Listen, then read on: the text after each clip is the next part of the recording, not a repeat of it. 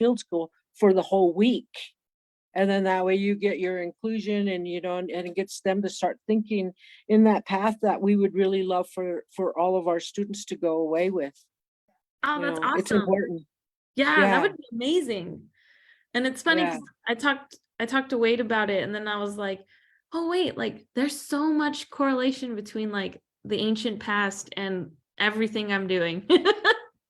Yeah, Absolutely. it all ties together, and just having you here and having people hear about what's really important, from, because you as a Pueblo woman, it's really important to get that out there, and to have folks start thinking about that, and thinking about, it's not just one-sided, and the other side's just as important. Oh, that would be cool. I'd be very interested in that. Yeah, definitely. Yeah, come on up and see what we're all about, and it would be awesome. Yeah. Wonderful. I can't wait. So, Thank you so much for joining us. all right, well, I'm going to jump off then. Okay, I'm just going to turn everything to mute. So thank you so much. Thanks so much for joining us, Becky. Thanks, Becky. Thank you. Okay. All right, bye. And thank you, Danielle, again for being willing to present as part of this today. We're super excited to have you on board. So thanks so much for taking the time out of your schedule to do this, because I know you've got a lot on your plate right now. Yeah, no, it's totally fine. No, working on your dissertation, I know that's easy, right? Yeah, the nice thing is like this presentation, like getting ready for it means that I had to also do stuff for the dissertation. It's nice when you can weave, those things together. Becky would say it's a twofer. That's her favorite. I love that word. It's a twofer. I know you do. Okay, well, thank you, Danielle. I appreciate it. Yeah, great to meet you. Yeah. Me too. All right, Taylor, it looks like we're pretty much right at 4 o'clock. I know you have sent us live on Facebook, so I will just welcome everybody who is joining on Zoom and everyone who's watching us on Facebook. Before I introduce our speaker for today, let me just run through some of our introductions. The Crook Canyon Archaeological Center acknowledges the Pueblo, Ute, Paiute, Dene, and Jicarilla Apache people on whose traditional homelands our campus sits. Our mission-related work is not possible without Indigenous people in the past, present, and future, and we respectfully recognize and honor ancestral and descendant Indigenous communities for their contribution to all of humankind and to our work and to our ability to serve.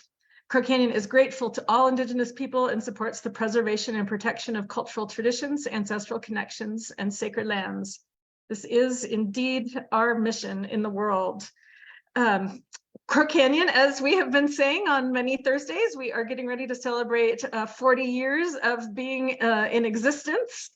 We are going to have a gathering, a conference, a lot of discussions and panel discussions about where the field of archaeology is going, how our Indigenous partners are working in the field of archaeology, how we're trying to create, as Becky and Danielle were talking about in the beginning of this, a really reciprocal relationship as we build our futures together. It's going to be an amazing conference. We have some wonderful speakers, our poet laureate, Joy Harjo, Lila June, others. It's really going to be fun. So please jump on and register at crookcanyon.org. And everybody watching today, our webinar series is completely donor funded. We are so grateful for all of you who donate every time you sign up for a webinar, or sometimes when you sign up for a webinar. We're just so grateful that you support our ability to bring our scholars and friends on to talk about their work. Just one quick Zoom reminder, try to use the Q&A as you have questions. Sometimes things get lost in the chat. We try to catch them and pop them into the questions, but that will make it easier. And you can enter them at any time, so we won't interrupt our speaker, but if you have thoughts you don't want to lose when she's talking, please go ahead and pop them in. And if Zoom lets you down, we are live streaming on Facebook, and you can watch this after the fact on our YouTube channel. We have some awesome webinars coming up. We have one of our Polish colleagues, who Radek, who's going to be talking about some of the ways that he's been recording rock art inscriptions in the canyons of the Ancients National Monument all the way through time. Really, really interesting technology for preserving and recording rock imagery. And then after that, I am so excited I have not yet met Dr. Paulette Steeves. I have read her incredible book on the Indigenous Paleolithic, and I'm really excited to have her join us 2 weeks after that. And Taylor, I think we've got a Crow Canyon webinar that's the Thursday in between. Is that true? We're hoping so. We're trying to find an additional co-presenter to talk about the education department at Crow Canyon, but fingers crossed, we'll also have a 40th anniversary speaker on Thursday, June 1st. Awesome. Thank you so much. All right. Without further ado, I am so excited to introduce our new presenter today. Danielle Lucero is a PhD candidate in the Justice and Social Inquiry program in the School of Social Transformation at Arizona State University, one of my alma maters. Go Wildcats. Or no, oh my God, I went to UMA too. Okay, I've actually been to all 3 state universities in Arizona, so I'm just going to stop talking. But she has a master's in education from Harvard University's Graduate School in Education and Learning and Teaching, and a BA in Anthropology and Ethnic Studies from Columbia University. Danielle is an enrolled member of the Pueblos of Isleta, located in central New Mexico, as well as Chicana, with connections to the northeastern New Mexico town of Santa Rosa. Danielle's dissertation research seeks to investigate the relationships between tribal enrollment, Pueblo women's experiences with reproductive and social labor, and exploring the connections between identity, belonging, place, and tribal membership. I am so excited to hear about your work, Danielle. I will stop stop prefacing it and just let you teach us a bit about what you're learning. Thank you so much for joining us. Awesome. Thank you so much for having me. Okay, I'm going to share my screen and we practice this. So there we go. And let me. Okay. It's loading right now, but I can see your screen, so I'm hoping it'll pop through momentarily. All right, we're in the clear. Awesome. Thanks, Danielle. Yay. Okay. So, hello, everyone. My name is Danielle Lucero. I'm from the Pueblo of Isleta, from the Red Eye Corn Clan. I am an enrolled member of the Pueblo of Isleta. I am also a PhD candidate in the Justice and Social Inquiry program in the School of Social Transformation at Arizona State University.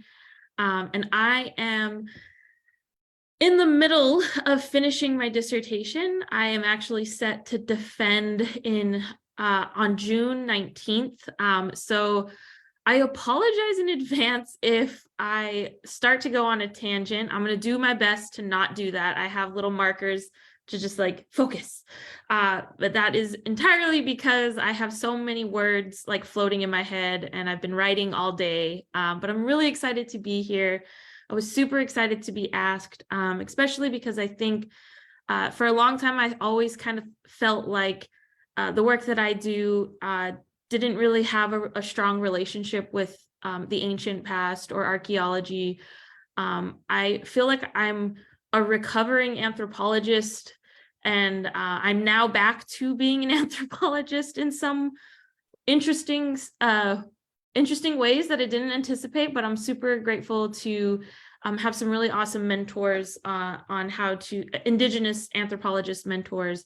And so I'm super excited to be here and presenting to you all. I also just want to mention that I am the Charles Eastman Fellow at Dartmouth College in the Native American and Indigenous Studies department, which I'm really grateful for the time and the opportunity that the NAIS department at Dartmouth has just surrounded me with love and support to reach this milestone of defending the dissertation. And I'll be starting a postdoc at Dartmouth in the fall.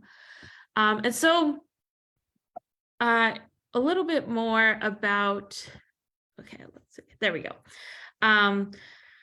Me, so I realize that most folks are probably familiar with New Mexico, but again, I am an enrolled member of the Pueblo of Isleta, which is a tribal nation located in central New Mexico. I'm also Native and Chicana, and with all research, it's really important to acknowledge one's positionality, and I think with the work that I do and that the work that we're going to talk about today, it's really important for me to acknowledge my position within the research. So I have this phrase that I'm both a likely and an unlikely person to conduct this work. So I grew up on the border between the reservation and the barrio, a beautiful and vibrant blend of Nuevo Mexicano cultura and traditional Tiwa Pueblo culture. My mother, who is on the screen, is from the Pueblo of Isleta, and my father is from a small town of Santa Rosa in northeastern New Mexico. And so growing up, I was surrounded by very, very strong Isleta Pueblo women who taught me how to be a Pueblo person and the important roles I have as a Pueblo woman. And so I very much identify as an Isleta Pueblo woman. So like I said, in one sense, I'm a likely person to conduct this study. I'm a brown-skinned, mixed-race Pueblo woman. I have lived near my reservation the majority of my life, and over the past 27 years, I have been an unenrolled member, and then a tribal descendant, and then since 2016, I have been a fully enrolled member of the Pueblo of Isleta. So I lived the spectrum of descendancy categories or enrollment categories, from being unenrolled to being partially claimed to being fully claimed. And so in another sense, I am also an unlikely person to conduct this work. And just, this is something that I was taught as a researcher that, as an Indigenous researcher working with their own community, that it's important to acknowledge like your limitations. And so I have this phrase that perhaps it would have been more likely for someone who had spent their whole life on the reservation instead of on the border to conduct this work, someone who spoke their native language fluently instead of only partially and imperfectly. And perhaps this research would be better conducted by someone whose racial ancestry was not divided between European and Native American, colonizer and colonized. However, my decision to conduct this work is heavily influenced by two important considerations. The first is that 21st century Indigenous identity in the United States has been deeply contested and rife with struggle and anger. Debates over the actions of quote unquote pretendians and mixed race Native people have gained traction in societal debates thanks to mainstream conversations around folks like Elizabeth Warren and many others. As such, it's really important to unpack contemporary, specifically Pueblo identity and enrollment in regard to racial mixture and gender differences. And then the second important consideration is that despite more than a century of Pueblo-focused academic research in the Southwest, few studies have addressed the complex interrelationships between enrollment, identity, gender, and race among the 19 Pueblos of New Mexico, and this is really important, by Pueblo people ourselves. And so I've given this presentation once before, and I definitely have to give credit to my partner, Wade Campbell, because I've borrowed this phrase from him without giving credit last time. So I'm giving credit now, and it's recorded, so you know I did it. Pulling from Indigenous archaeology, specifically the way in which we conduct research in our communities, and the phrase with, by, and for. And so despite this century of Pueblo-focused research, there has not been a significant amount done that is with, by, and for Pueblo people. And so this work that I do is guided by my Pueblo upbringing, is guided by my Pueblo itself, and it's intended for the future of Pueblo nations.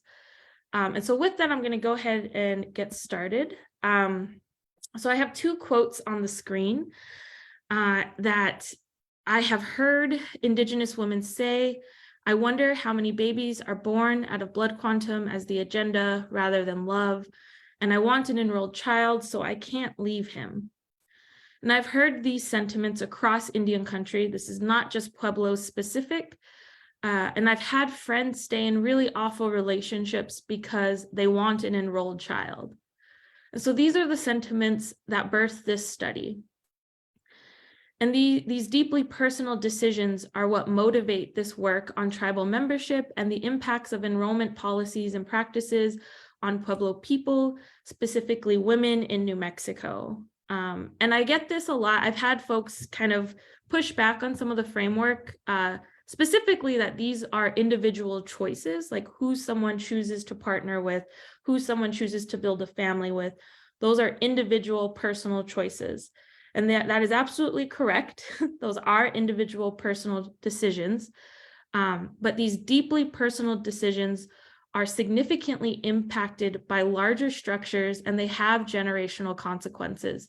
And I'm going to go into the generational consequences in a moment, but while these decisions are individual, they hold significance for the larger landscape of Native nationhood because of the impacts lived realities have on shaping the future of tribal belonging and nation building.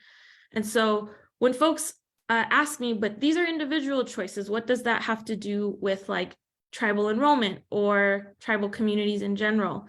My usual response is that these are individual decisions that are influenced and impacted by structures that are not of our own creation, and they're impacting a very intimate part of what it means to be a Pueblo person, specifically how we build our families.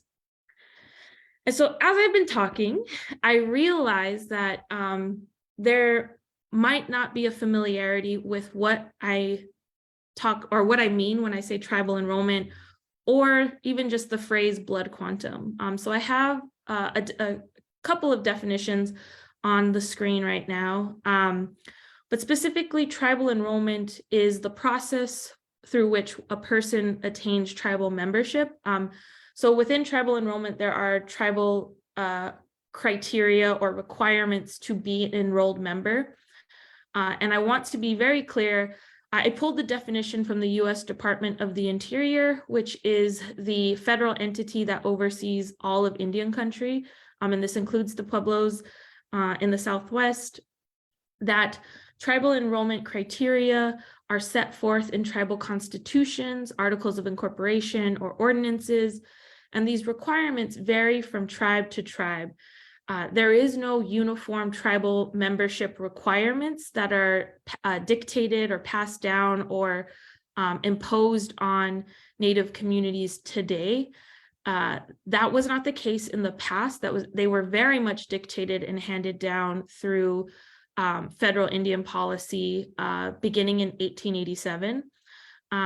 But for tribal enrollment and to be an enrolled member, you have to meet these specific criteria that are set up by tribal nations. And so this is really important because we are sovereign nations. And as sovereign nations, we have the right to determine our own criteria for membership. And so that is why there is no uniform tribal enrollment requirements, or why there is no dictated mandate that you have to follow these guidelines. As sovereign nations, each Pueblo, all 19 Pueblos, have their own approaches to enrollment. With that said, that does not mean that there are not shared approaches. And so the two most common requirements for membership are lineal descendancy or lineal descent. So this just means that you can trace your ancestry to someone on the base rolls. And base rolls are the original list of tribal members as designated in a tribal constitution or other documents specifying enrollment criteria. And so the best example of base rolls are usually census records. And then this goes back to what I mentioned about 1887. So in 1887, the General Allotment Act was passed, and that is also known as the Dawes Act. And this is actually where base rolls were created and established. So an Indian agent was sent out to the different tribal nations to document and write down every tribal member and This is where blood quantum was born and their blood quantum. So the Indian agent would go and determine who was full native, quote unquote, full native, who was mixed, who was not, who was mixed with black, who was mixed with white. And this is where the base roles were established. And so I just mentioned blood quantum. This 1887 is where blood quantum as a form of membership and as a criteria for tribal enrollment and membership is rooted. So blood quantum relies upon antiquated and problematic notions of blood and race that quantify an individual's amount of quote unquote Indian blood in order to determine if they are quote unquote authentically native. Blood quantum is the primary requirement in the Pueblos for tribal enrollment. But like I said, each Pueblo is a sovereign nation. So blood quantum is used most commonly, but it is not the only requirement that the Pueblos have. And many Pueblos actually have many different approaches. And a few of the Pueblos are actually moving away from blood quantum. And I'm not going to go into that, unfortunately, right now because of time, but it is important to note that most tribes will require what's called tribally specific blood quantum. So, for example, if you are from two different tribal nations, for enrollment in one of those nations, they will only consider the quote unquote blood from that specific tribal nation. So you'll hear phrases like Asleta Pueblo Indian blood or Santa Clara Pueblo Indian blood. And that means like tribally specific blood, and you cannot be enrolled in both at the same time. You can only, that's why they have the tribally specific. So if you're mixed with other tribal nations, it only counts the tribally specific blood towards your enrollment. And so this is the landscape on which this project is rooted. And just a little bit about what the project was looking at. So I was really interested in looking at how Pueblo people were approaching family building and if things like tribal enrollment or community expectations or cultural expectations had any influences on how we were building our families. And so studies of tribal enrollment practices have traditionally been the domain of legal scholars and anthropologists who approach these issues through legal and political frameworks that focus on federal Indian policy, so like the Dawes Act that I was talking about, and constitutionalism, or cultural preservation. In these cases, understandings of Indigenous identity tend to be based on either specific sets of ascribed cultural practices and characteristics or self-identification. And so for my work, I found that these frameworks obscure the complex social, political, and specifically the gendered dynamics that underlie tribal membership at both the individual and the structural level. And so my hope with this work is that by unpacking the choices Pueblo women make about partnership and family planning, the benefits and consequences of these policies in relation to the future of Pueblo nations can be better understood and potentially changed. And so for me, this work is really looking towards what are we doing now that will impact and potentially change our future 50 years from now. So what are the things we can do now to be more inclusive or to set up our future generations for success? And so really quickly, I'm just going to talk briefly about kind of the frameworks for this project. And part of why I do this, sometimes I leave this slide out and sometimes I regret leaving the slide out, specifically because it's really important to understand how, you know, we have all these methodologies and theories that you learn about in school or you read about, but actually figuring out how to use them is something that sometimes no one teaches you and you just figure it out as you go. And so for me, I really want to explain and have an opportunity to demonstrate like these are the theories and the methodologies that created the project that I am presenting here. And so I'm going to focus on two of them. And so this study used a combination of qualitative methods. So I'm a qualitative researcher, specifically reproductive justice, which is a theory that comes from Sister Song and Loretta Ross. Indigenous story work, which is a methodology that comes from Joanne Archibald. The Pueblo spiderweb methodology, which is coming from Anya Dozier Enos, and portraiture, which is coming from Sarah Lawrence Lightfoot.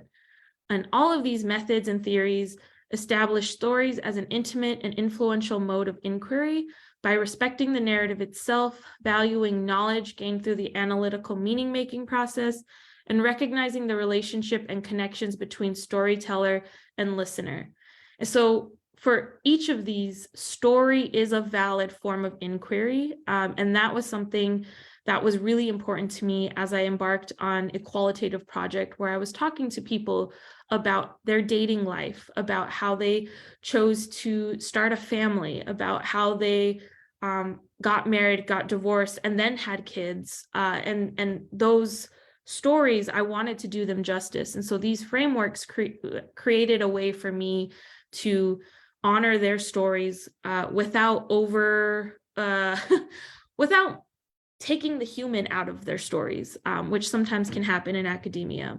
And so specifically the two I want to focus on is reproductive justice. And I'm going to return to reproductive justice at the end of the presentation because I think it's really important for thinking about how we understand our positions in communities as Pueblo women, and also how enrollment and specifically tribal sovereignty are related to things like body sovereignty and land back. And so I'll return to that at the end. And then the second one, this was really important for me, was to find a methodology that prioritized and was rooted in our Pueblo ways of life, which I thought was going to be the biggest challenge, was finding folks to help me kind of articulate what it means to view the world as a Pueblo woman.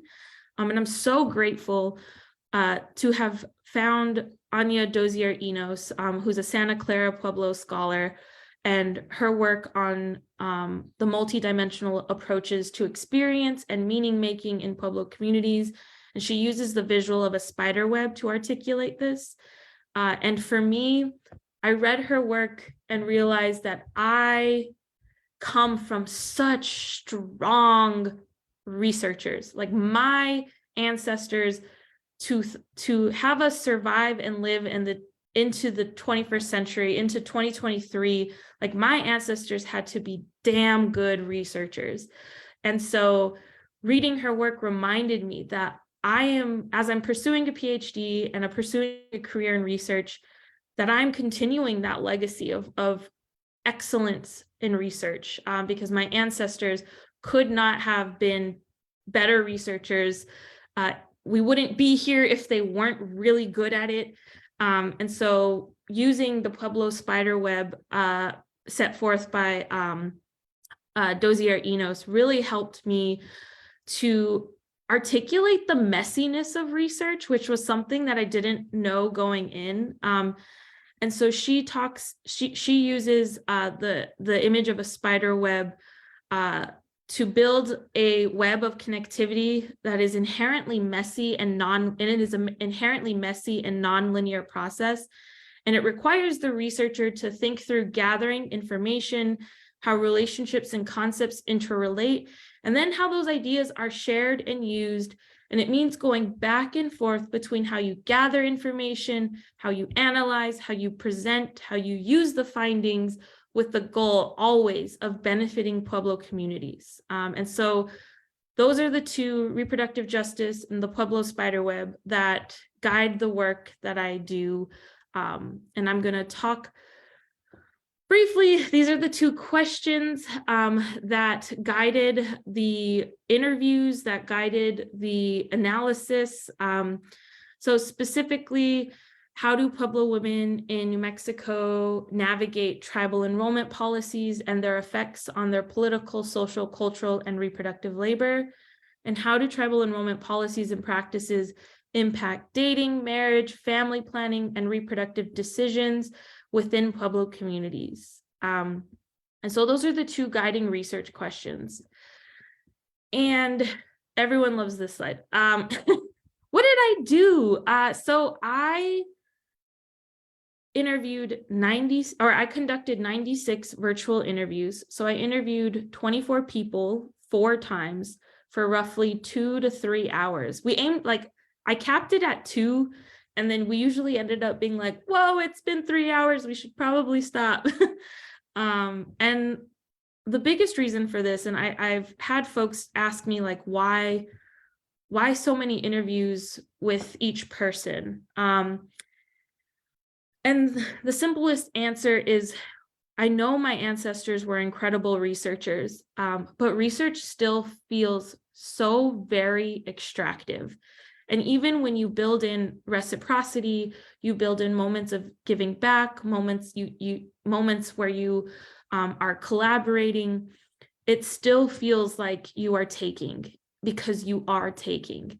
And so for me, to make peace with that taking and that extractive nature of research, I wanted to prioritize relationship building. And the other important thing to why you will see virtual in, like, all the things that I have on the screen is because I did this during COVID. I defended my dissertation proposal in May of 2020, so right at the start of the pandemic, and I opted to continue forward, and the folks that volunteered to be in the project really wanted the project to go forward, so we opted to do virtual. And so with that also meant that I had to make an intentional effort to build relationships with people. And so interviewing folks 4 times was a way, and I had brunch with a friend, and he phrased it probably the best way ever, was I was really trying to avoid ethnographic one-night stands with folks.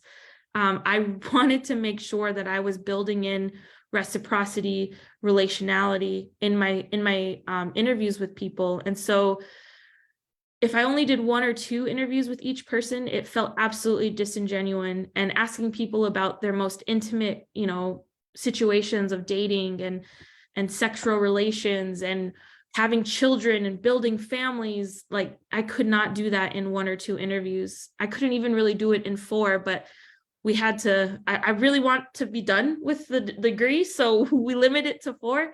But I'm still, building on these relationships, and there's still people I talk to every day. So I did this work over 11 months. There are 10 Pueblos represented, and there's an age range between 20 and 74. And it's really important to acknowledge that there are 5 men in the project, 3 non-binary folks in the project, and 16 women in the project. And so I'm going to go into the findings now. And so the first one I'm going to focus on is these ideas of marriage, land, and children.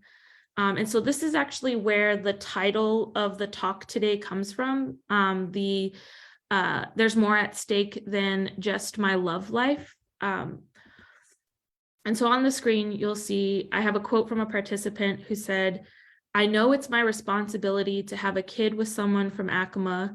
If I don't, we will lose the house my great-grandpa built with his own hands.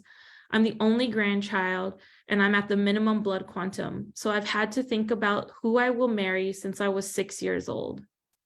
And so this is really important because it articulates this connection and pressure to land and property and tribal enrollment.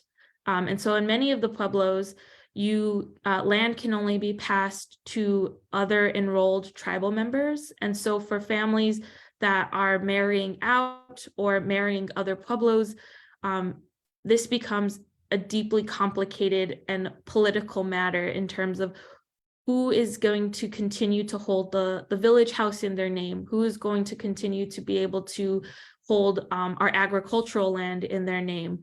And then these pressures get placed on children at a very young age. And so, for example, I always tell my kids, you don't have to marry them, just have a baby with them. And so these are really, really deeply personal decisions, like who you have children with, that are being impacted by structures that are not of our own creation. So like I said, blood quantum, right? These two examples are rooted in blood quantum as the primary requirement for tribal membership. Blood quantum was dictated and mandated as a part of the 1934 Indian Reorganization Act, which created tribal constitutions and what's called cookie cutter governments, where you have an executive branch, a legislative branch, and a judicial branch. And so these very, very foreign constructs of or structures of government are impacting in 2023 how we're building families.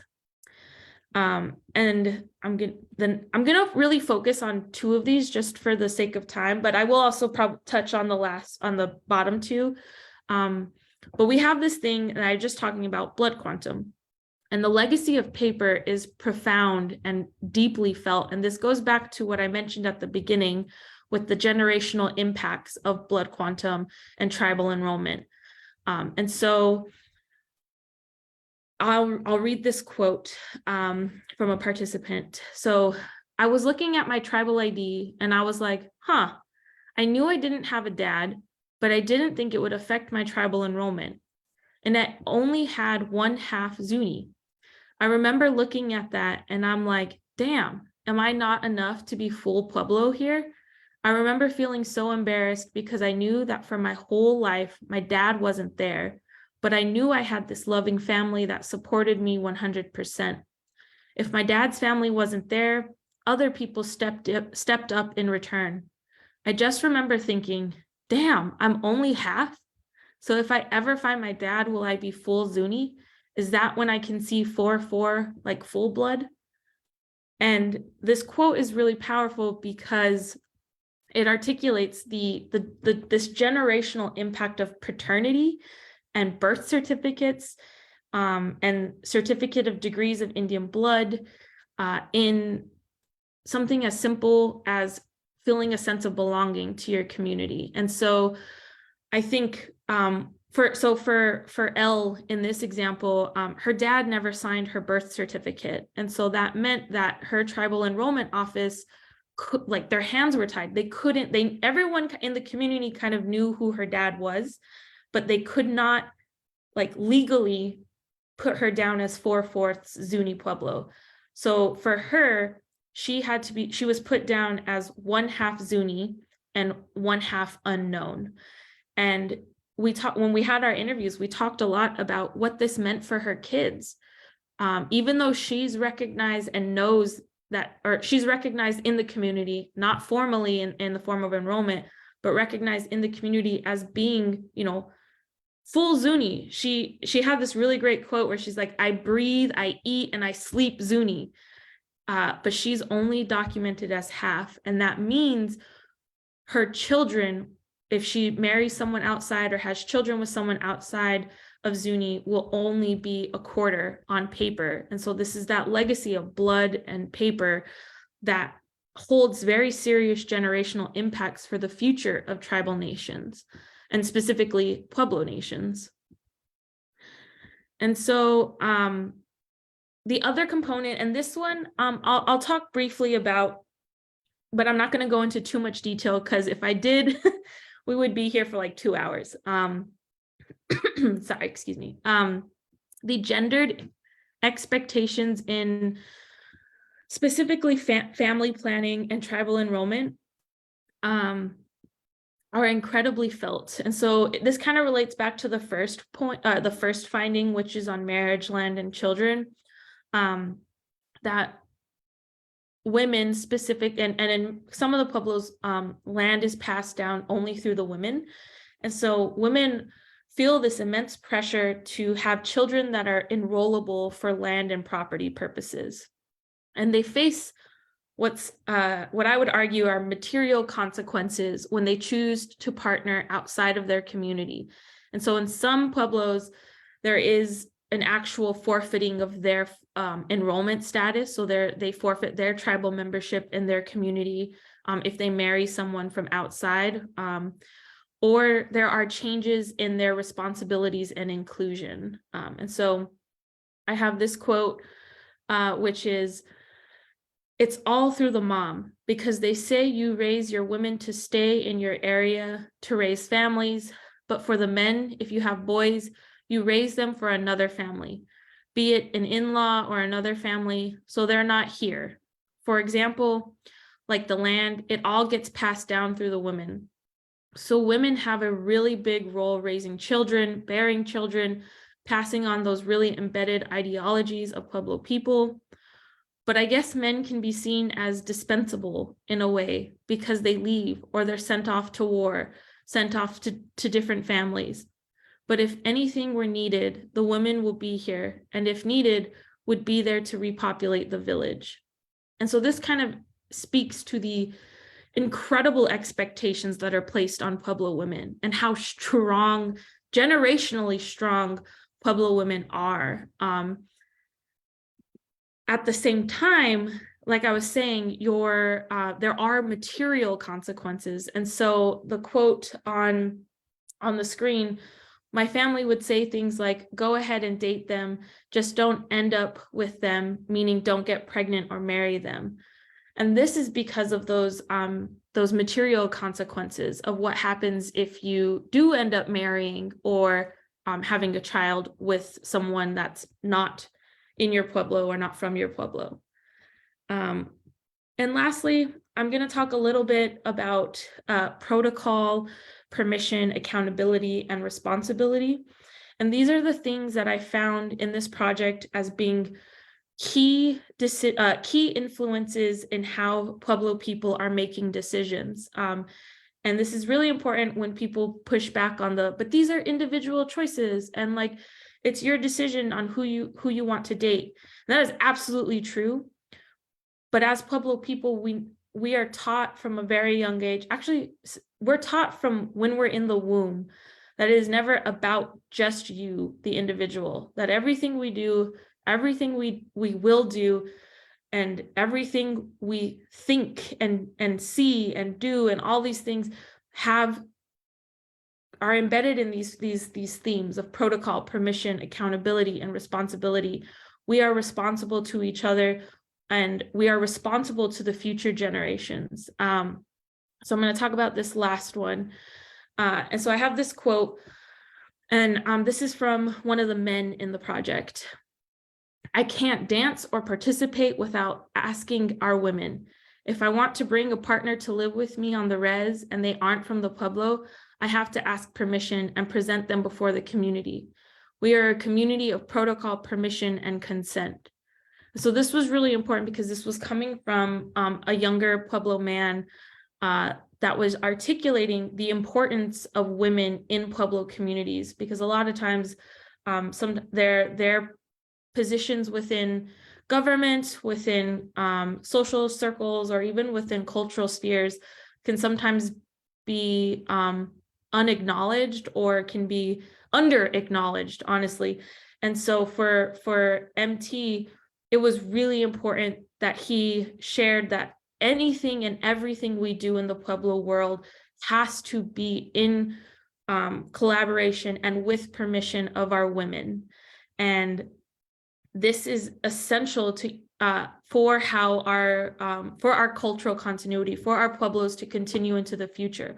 Our women are foundational and central. And so with that, what became really interesting is that many women are not involved necessarily in the enrollment. Many women were not involved in the creation of enrollment material. So that meant like what criteria, what exceptions, is there an adoption format, like all of those things did not have necessarily women's input. And this is rooted in the colonial past with the colonization of the Southwest by the Spanish, and the Catholic Church, where the head of the Spanish household was a man, and under Catholic dogma, women were subservient to men. And so those kind of structures were embedded and imposed and forced on Pueblo communities. And so we can see some of these legacies of colonialism in the way in which we're creating structures in contemporarily. And lastly, like I was talking about in the last section, or the last finding, was there are material consequences. And while I think what I've presented so far has been like kind of negative, no, it has been very negative and very like heartbreaking to hear these stories. But there are some badass moments of resistance and refusal by Pueblo women, and we are so stubborn. And if we were not stubborn, if our ancestors were not stubborn, we would not still have the structures that we do today. So MT would be, his quote would be entirely different. But the fact that our ancestral women were so stubborn that we still have to abide by these permissions and protocols, and the women still hold these central roles. And so I found this quote really, really funny and sad, but also like, you know what, it is what it is. These are the ways in which we can subvert and manipulate these structures that were not ours. And so M talks about, my grandma always told me, marry a white guy if you don't want to do any of this work. And she meant like the traditional roles and responsibilities in the Pueblo. And when we talked more about this, and I asked her about like, why? And she was like, because you just, you know, they don't ask you. Like they think, she was like, I think because you marry out, or specifically marry a white guy, people just assume you don't want to be traditional, or you don't want to have a role in the traditions. And so that's become a tactic that many Pueblo women who don't want to take on responsibilities or don't want to have a traditional role, they use this system of marriage or this subversion of tribal enrollment or cultural belonging to marry who they want to marry and continue in the roles they want to continue in. And so to wrap up, I've been contending with a couple of concepts, one of them being reproductive nation building. And so for me, this concept specifically is about how the findings in this project reveal the correlation between tribal enrollment requirements and the reproductive expectations placed on Pueblo women. And so the other part is that these stories illustrate how Pueblo people engage in belonging that transcends enrollment via concepts such as accountability, permission, and protocol. And I argue that current tribal enrollment practices such as blood quantum and lineal descent have significant impacts on Pueblo women's reproductive choices. These impacts are both positive and negative, have generational legacies, and hold long-lasting implications for how we build our nations in the future. And so this concept of reproductive nation building is something that I created and I'm playing with, but I think it encompasses kind of the experiences of contemporary Pueblo women and the future of nation building.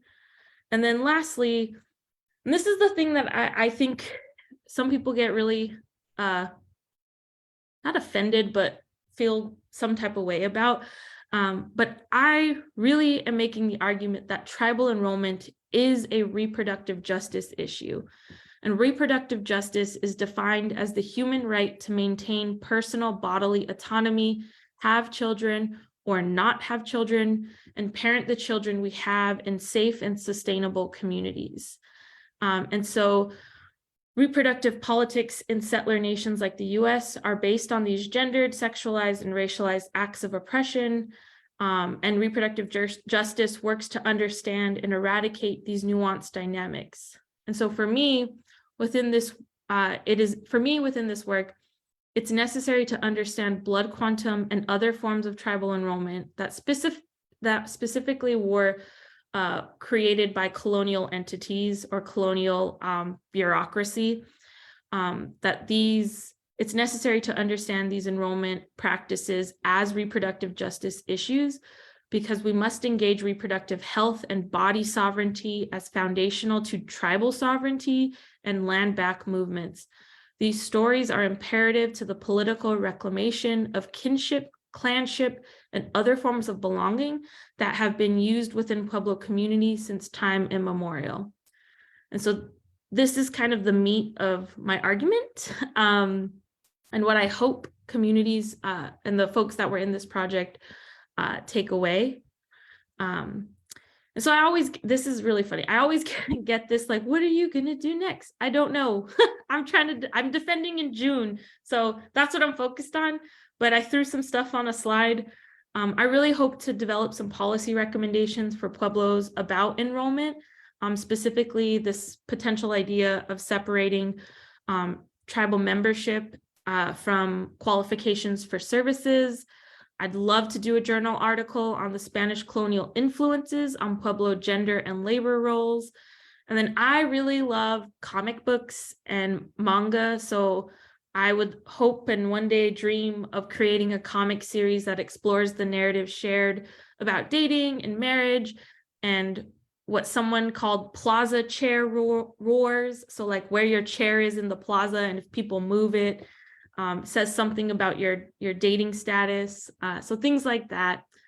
And lastly, I'll wrap up just saying herkem, thank you to my mom, my dad, my sisters who helped me test the interview questions, the governors of my Pueblo for their support, Tata Herman Lenti for making the thank you gifts for all the participants, and like from the bottom of my heart, I cannot thank them enough, the 24 people who spent hours during a global pandemic sharing their life stories with me. I really hope this project does your stories justice. And the winter grant Ford, I'm very grateful for the monetary support during a global pandemic again. Yeah, and I think I can wrap up and we can move to questions. I know that was really fast and I apologize. Like I said, I have a lot of thoughts in my head. Not at all, Danielle. Actually, it was perfectly paced, and I'm not just saying that. I was following and engaged and really unique and incredible research. Thank you so much for letting us have this sneak peek even before your dissertation defense. Maybe before we jump to some questions, I wanted to, well, thank you sort of specifically about some of the things that you are digging into in your research that I think is so helpful for us at Crocanian as educators trying to educate about the ongoing effects of colonialism and teach, everyone from fourth graders to adults, the nuances of these issues. And some of the things that popped out of what you said that really grabbed me is about colonialism it's not just a legacy, right? Mm-hmm. It's not, which I think sometimes we get questions from, non-native folks who aren't as engaged with these issues going, well, why are we still talking about colonialism, right? Wasn't that a long time ago? And it's like, no, right? It's not, it's different, it's evolved, it's more insidious. The techniques are sometimes harder to expose, but it's an active process. It's happening now. Thinking about your discussions of enrollment, it's an active eradication of Native people and communities today, just the way that it was when the Spanish colonized the Southwest. They're just different techniques, and it strikes me that it is an entirely colonial process to force you to prove that you're a member of your own culture on paper to a non-native government in order to be permitted to continue vitalizing your culture. And I've never really had it so staggeringly clear in that example as what you were talking about. I didn't know if you wanted to talk a little bit about that aspect of active colonialism that you found in your work. Yeah, I think so. For me, I always root like my understanding of colonialism in Patrick Wolf's settler colonialism framework, and in that framework, he talks, and he's like tagline and quoted everywhere for saying like colonialism is a structure, not an event. And I think that's really important for how I understand these legacies, that there was a moment of contact, but contact isn't colonialism, and that's like it. That when settlers came to stay, and when the Spanish came to the Southwest, like the goal was to erase, to replace. And the idea was that these were going to be long-term structural things that we still contend with. And you can see it even in the framework of our governance structures, where, you know, we have an executive, a legislative, and a judicial. That's from the American colonial government imposition. And even before that, you know, we have in the Pueblos, we have a lieutenant governor, a governor, and a mayordomo, and like all these things that are from a Spanish colonial context. And those are still things that we use today. And so like these are definitely structural, and colonialism is a structure in which we are trying to contend with and survive and subvert in a lot of ways. And I think for Pueblo women specifically, we have done that because we're still here. Right. No, absolutely. And which is actually kind of a good segue into something else I wanted to ask you about, kind of the intersectionality between colonialism and sexism. And as you said in your conclusion about, for you, enrollment is a reproductive issue, a reproductive justice issue, which seems staggeringly clear, and perhaps that it's certainly not a coincidence that the enrollment issue is coming from a colonial Western structural mindset that is also, of course, sexist and racist, and it doesn't seem like a surprise that placing the burden on young women, right, even girls, as you said earlier, is 6 years old, to engage in a rigged Western framework, to be able to have to burden the responsibility of cultural continuity, which is just absurd ultimately. So. Yeah, and like I know I focused on women, and you know the focus on women is entirely because I'm trying to be done with the dissertation and move on to the book and articles and all these things. But there's a really important role that men and non-binary folks play in Pueblo life that I think, I focused on women, but these findings and the pressures and the reproductive decisions that folks make also are very much things that Pueblo men have to contend with. And I would even argue like the way in which like misogyny and patriarchy and what I was calling like trickle down patriarchy in the Pueblos, where we had this Spanish colonial imposition of governance and recognition of who was a leader and who was in charge, or who could make decisions for the Pueblo,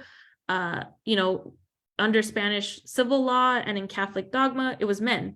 And so I think like that's a really important reality that Pueblo men have to navigate. And like there aren't necessarily tools for them to unpack that 425-year long legacy of gender and power ascribed to certain genders.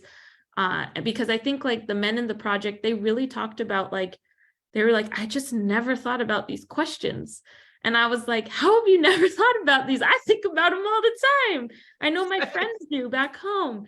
And they were like, I don't know, but now it's all I can think about. And so it was like these moments of like, that's kind of how we can enact change, I think, in our communities. And I know like there are some really good Pueblo men that are in leadership or that are going to be in leadership, that these are the issues that they're, that are close to them. And so, yeah, I think, there's just a lot.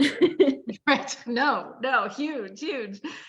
Which also makes me wonder a bit, when you started out with your research question, and I absolutely applaud your desire to finish your dissertation and move on to the next things, right? That's a hurdle that a lot of people get stuck on. So congratulations for wrapping this one up and moving on to advance your interest in research based on what you learned. And I was wondering if, as you're culminating this, is there any of the conclusions that really surprised you from when you started to when you completed your research?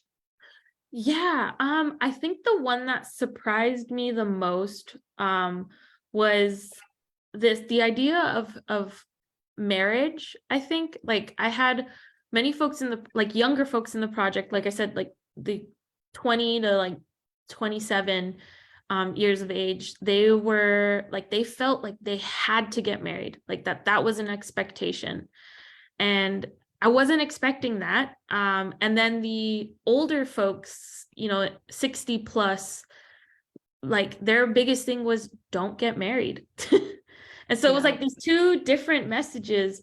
And the older generation was explaining like this idea of marriage because it came with specifically like cultural responsibilities. Like if you marry someone in the Pueblo, or even if you just are a married woman, you enter this different, you have these different responsibilities in the Pueblo, or you're able to access spaces in the Pueblo that you couldn't before. And that is something that should not be taken lightly. And so for folks in the 60 plus category, they were like, it kind of makes sense on why our grandparents didn't get married until they were 62, 65, because they weren't ready, specifically the women weren't ready to hold those responsibilities. And the men couldn't take on certain roles unless they had a wife. And so it was this really interesting moment where I was like, oh, like this is how we negotiate amongst like the different gender expectations. Like women still have power, and they're able to assert it in these ways. So I think that was really interesting. Yeah. Absolutely. I guess on the flip side of that, are there things that you had in mind that they were going to be the outcomes that actually did indeed follow your instincts? Yeah, I think the biggest one was that, and this was the one that I was really nervous when I was initially like recruiting people to talk to, because I didn't want anyone to think that I was targeting or critiquing like our traditional life or our traditional responsibilities, or just like our even our like our traditional life. And so I was really nervous when I was recruiting because I thought folks would get really mad at me. Right. And the biggest thing was that, especially the women that were over 60, they were so excited to finally talk about this, because it's stuff that they've been talking about for a long time in their own families and in their own communities. And every single person I talked to made it abundantly clear that none of this, specifically tribal enrollment and family planning, has been negatively impacted by our traditional ways of life. So a lot of the folks, like, and I wanted to make that very clear when I was like writing, was that like, I'm not talking about the roles and responsibilities we have in the traditional life. What I am talking about is these external factors that influence how we're creating tribal, or how we're creating the future Pueblo. And so I think that was really something I was hoping folks were gonna like agree about. But I wasn't sure, right? Like I could have totally had someone that was like, oh no, we need to change everything. But that was not the case. Every single person I talked to was like, in our traditional worldviews and the way in which we exist in the traditional life, that's what we're trying to maintain and prioritize, even in these external structures like enrollment. And right now, that's the tension we're in right now, because the way we are traditionally is not aligning with these imposed structures. Right. Yeah. Wow. Just, I know we're just about a minute over, and I want to be respectful of your time, especially because you're getting ready to defend, but incredibly impactful research. really eye-opening and powerful. And I can't wait for you to finish and see where it takes you next. And please come to Crow Canyon and talk about it more with us here. And we'll find some of those intersections with ancient and ancestral communities, because I'm sure they're there. So. Yes, totally. All right. Thank you so much, Danielle. And thank you to everyone for watching. And if we did not get to your questions, we will pass them on through email. So thanks so much.